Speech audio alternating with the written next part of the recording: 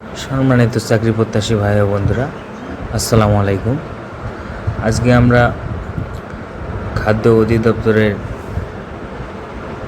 নিয়োগ সামনে পরীক্ষা অনুষ্ঠিত হতে যাচ্ছে। আজকে আমরা একটি মডেল টেস্ট সমাধান করব।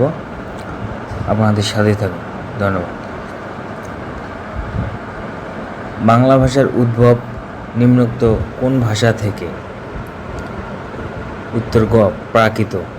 কাজী ইমদাদুল হক এর আবদুল্লাহ উপন্যাসের প্রধান উপজীব্য কি?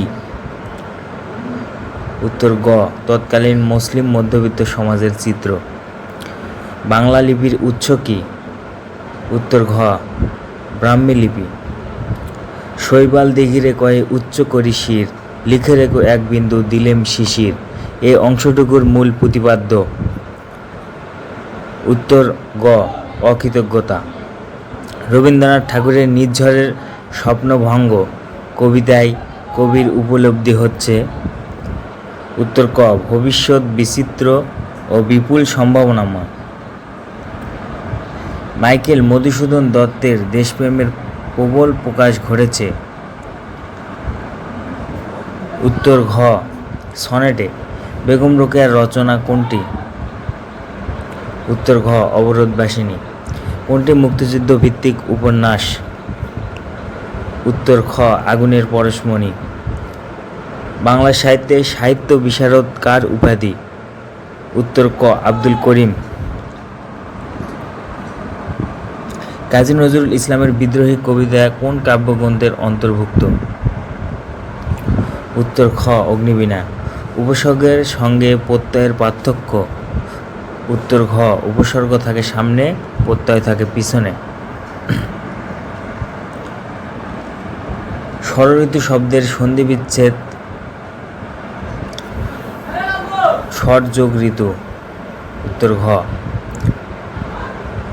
ইচ্ছা শব্দের বিশেষণ রূপ কোনটি? খ, ঐচ্ছিক।